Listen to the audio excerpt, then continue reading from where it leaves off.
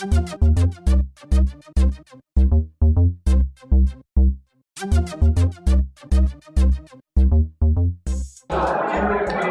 hey, it's Daniel Fuzzy with SinCityFoodie.com. Here at Uno Vino's first annual barbecue. We got mixologists, farm to table ingredients, a lot of restaurants, a lot of famous chefs are here. So we're going to check it out and see how it goes, so follow along. Alright, to get started with the food, first off was Red Velvet Cafe. Had a nice little filet cheesesteak. Very good, very cheesy. Definitely like this one. Next was from Fiamma. This was a polenta and pacini mushroom little cup. The mushrooms were very creamy, had a very good bite to it. Really enjoyed this small little bite.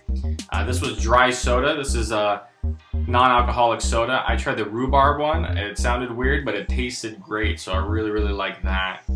Next was Shibuya. We had a smoked yellowtail with jalapeno.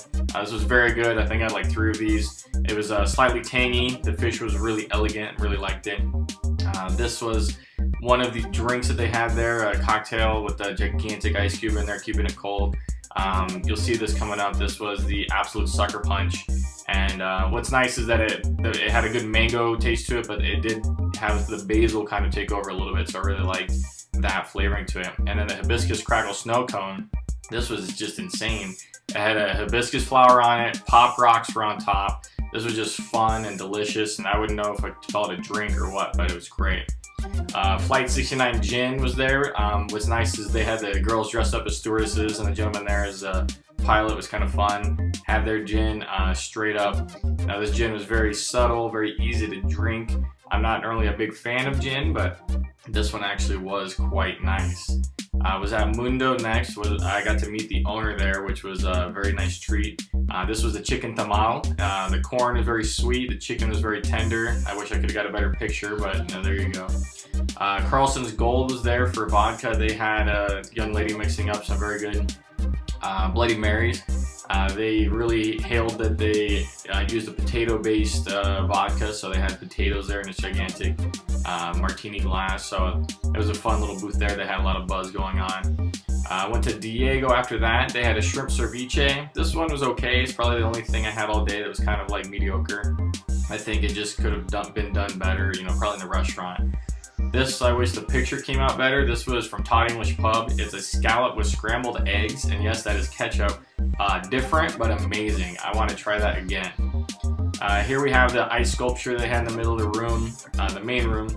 It kind of showed the logo for the barbecue there, so it was pretty ornate, very cool to see.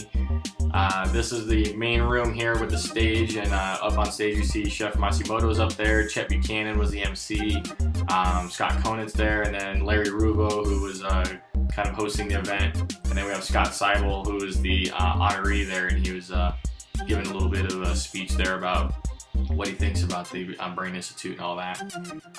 This is from Scarpetta. It was a balsamic glazed baby back ribs. Very tender. A little sweetness on the back end. That was very good.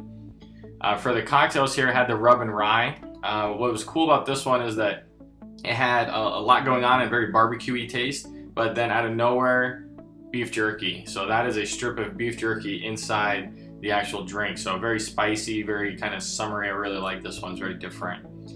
Next up was at Charlie Palmer's, had a pork belly slider. This was amazing. The bun was amazing. The pork belly was succulent. They ran out of these very fast. I only got to get one of these.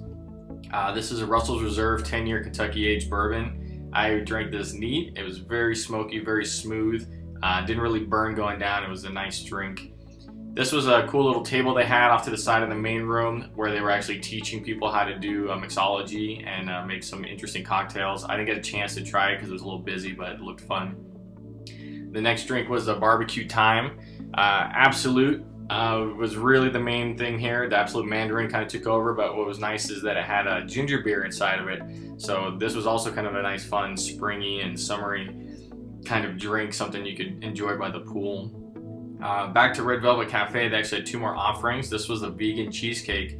If you told me that that was meat, I'd totally believe you. So they did a great job on making that really taste as if it was a Philly cheesesteak. And then the next was the tilapia tacos. Fish tacos to me are very hard to pull off. This one was excellent. The fish was great, and that sauce right there you see, that was amazing.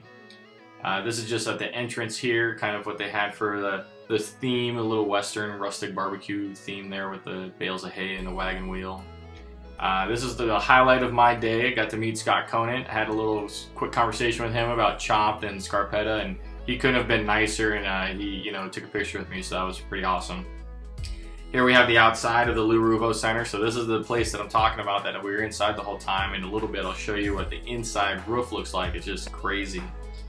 Here we have one of the booths that was like the farm to table ingredients.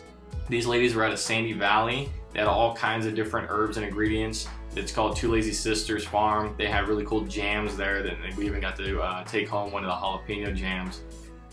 This was a gentleman who had basil. He said he had over 300,000 basil plants and other types of plants in Pahrump underneath these like huge silos.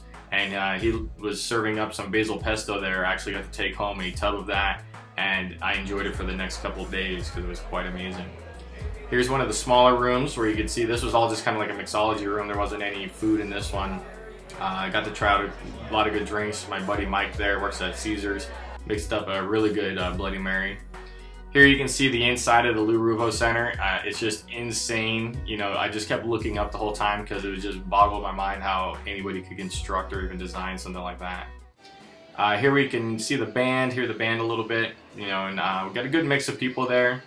The crowd was, a little bit older than my age there. There's Larry Ruvo there, but it was good to see a good mix. There was some younger folks there, but it was Las Vegas Best for the most part was there. Here's the ice sculpture again. And then I got distracted as we were walking there because I saw another booth we hadn't been to, so went off to the Poppy Den there.